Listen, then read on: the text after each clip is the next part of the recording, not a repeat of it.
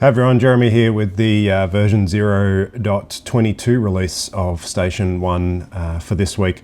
Firstly, for our native mobile app testers, we have added the library and the pre-plans feature to both the admin and the station portal sections of the native app. So that will be released today along with the main platform release for 0.22.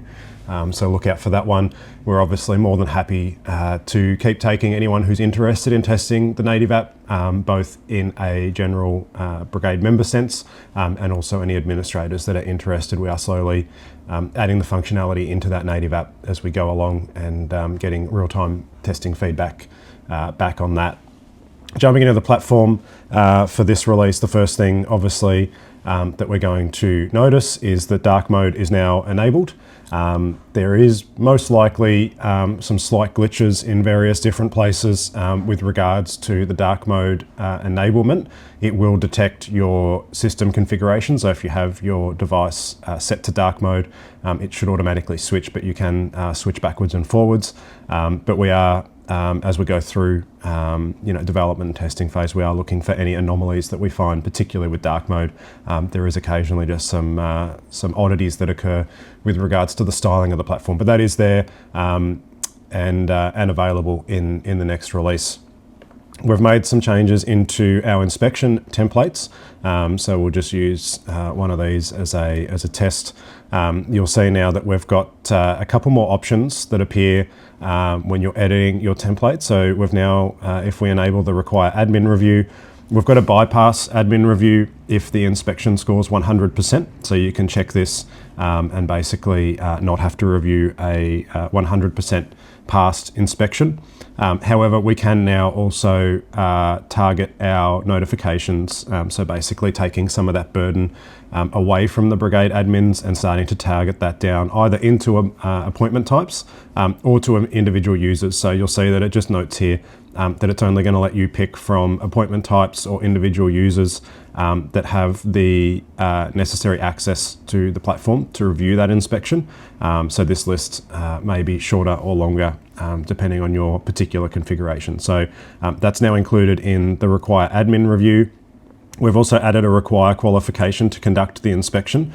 So you'll see here, basically it returns a list of qualifications. So for a chainsaw inspection, as an example, you can make sure that the user has their chainsaw ticket to inspect that chainsaw. And then when they go to inspect that, it will warn them that they require the qualification. Any members that don't hold that qualification will be blocked from completing that particular inspection. So that is the require qualification to conduct. We've also added the same functionality as the admin review into the notify admins on failure. So you can see here, obviously once again, pretty similar experience in being able to pick from appointments or individual users to be notified in the event that this particular inspection checklist fails.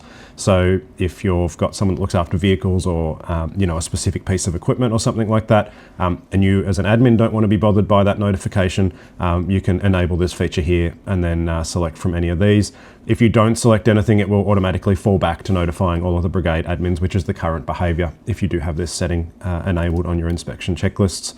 Finally, we've got our default action assignee. So for any actions arising out of this inspection template, so any failures or any actions, we can now assign these automatically to a specific user or to a specific appointment within your unit. So basically this stops them from going in and being created as an unassigned action. They'll automatically by default be assigned into whoever you select here. So by default this will be set to none, and obviously as this feature deploys it'll be set to none, so you can come in and edit your inspection templates as required and apply any of these settings that we've added onto the inspection templates as you see fit. We have, and there will shortly be a change to the training session types that are available. So I think in development they've not been set yet, but we can now target these specifically to an organisation. So noting that some of this may or may not apply to certain organisations that are using the platform, we've now made this organisation specific, so that will update And likewise, there is also now the ability to duplicate a previous training session. So you'll see that there's a duplicate button up here in the top right.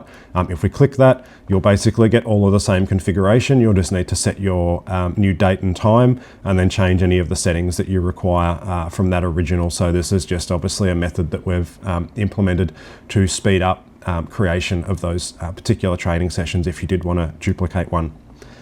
The major feature that we've included into this version 0.22 is our development plans, personal development plans for members. So this is under the training and skills. You can also get to this from the members profile directly. So if we come in here and have a look at our development plans, you'll see that we've got one here set up for Chris Adams. And then we've got a list of our members here that do not have a member development plan created yet. So if we go in and have a look at Chris, you'll see that we've got some overview notes with regards to this plan.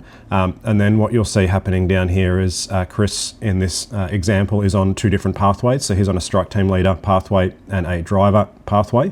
So basically what we've done is built out the steps that the member needs to complete, or the qualifications that the member needs to complete to receive an endorsement. And we can track those back against this particular plan here. So you can see in this case, Chris has booked into a fire weather course for the 25th of July, and we've targeted this to be completed by the 30th of September. So he's going to make that target, and then we can move on to the next one. Again, 30th September, and we're aiming for the end of November to have him endorsed as a strike team leader.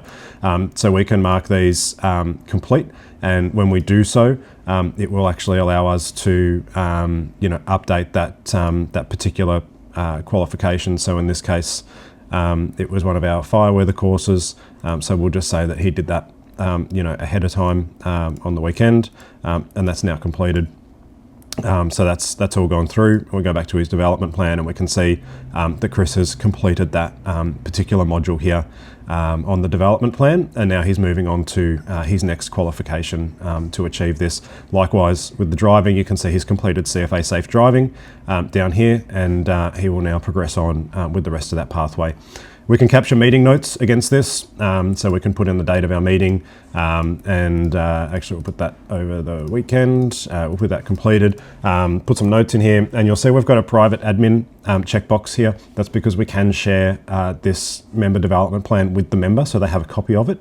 But if we had to put in any particular notes around the members' behaviour, conduct, training, anything like that, and we wanted to keep that private for the administrators, we can check this box, and that won't be included when the member is sent a copy of this development plan. So we've added that down in there, and then we can email this to the member and send them a copy, or we can export this as a PDF and print it out, and we can give them their particular pathway to target with whatever it is that they're working on. And as I said, we can also get that in an email. So he's got the attachment here as the PDF, which is what we just saw, and they can have a copy of that to themselves in their development plan. Likewise, to support the creation of development plans, we have added pathway templates.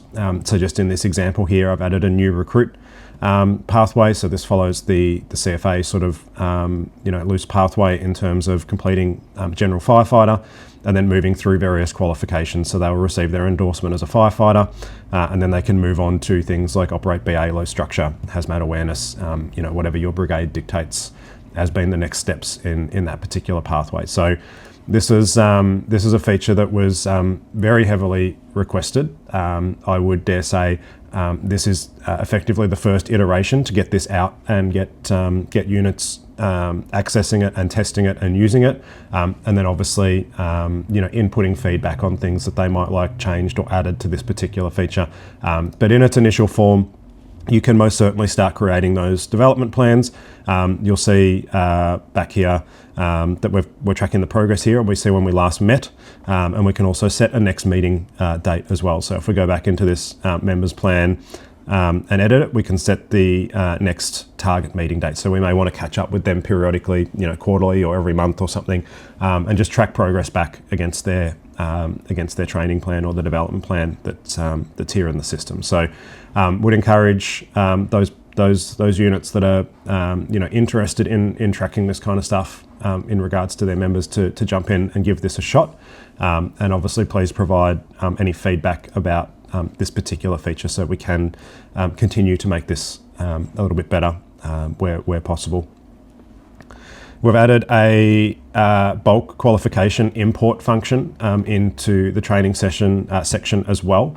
So there is now the more actions option, and there is import member qualifications. So we've opted to provide a CSV template that you can download and complete to perform this action. It does require the course code. It requires at least one identifier for the member. So member number, member email, or their first and last name.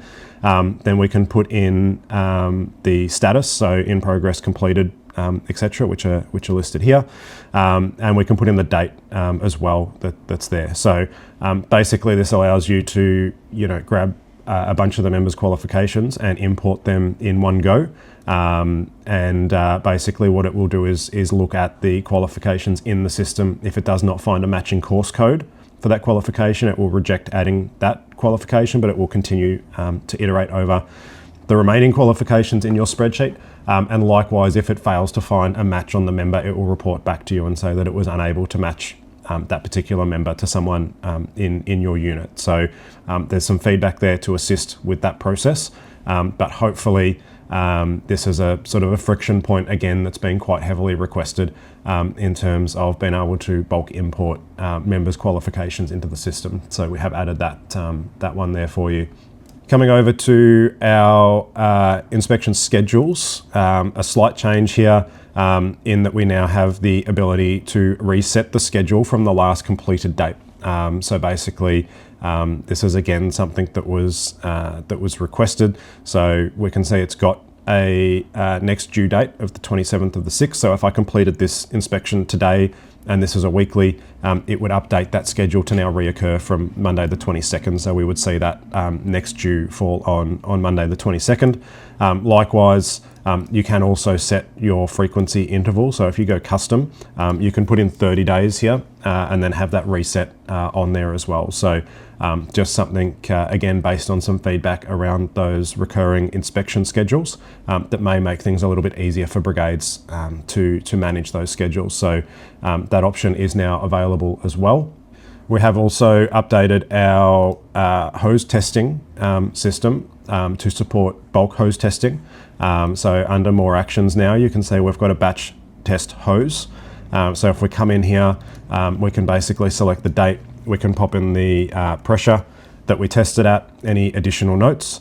So basically now you can select multiple hoses and we can continue on to those results. So you can see each individual hose now we can pass or fail for requiring repair or decommission, and then submit that bulk hose test report. So something just to make things a little bit easier for users. Likewise, in our station portal, the bulk or batch hose test feature is also available here, exactly as you just saw it, that they are able to come in and perform their batch hose tests and then go through the process of completing the pass or fail and things like that within the hose test function there as well. We've also updated, while in the station portal, our inspection list. So these are now sorted by the furthest completed. So you'll see these two here are never completed. This one was 85 days ago, 30 days and 2 days. So again, something just to try and help units members identify how long ago an inspection was performed, and be able to target some stuff that may or may not be falling overdue or require some form of inspection. So that's been changed in the station portal there as well. Beyond that, we have fixed a number of bugs that have either been reported in the platform or captured via our error reporting system. So there's quite a few little fixes in there. Many people may not notice that things are potentially erroring, but we do try and resolve those where they get caught by the platform and fix any of those things up just to ensure that everything's working as it should. There was most certainly a bug that I think a number of people had noticed around the hydrant map in the station portal. If users had, apologies, if the hydrant had an image attached, then that image box or that info box was closing immediately after it was opened. So that's been fixed. Some things around user check-in where there was scenarios where they could check in multiple times and things like that. So a number of bug fixes included in there, and then obviously the main platform release focusing on that member development plan as the major sort of feature inclusion in this release, along with those changes to the inspection templates and the updates to our native app. So until next time, that is the version 0.22 release. And we will, as usual, get to work on the next platform release and expect that to be ready in a week's time.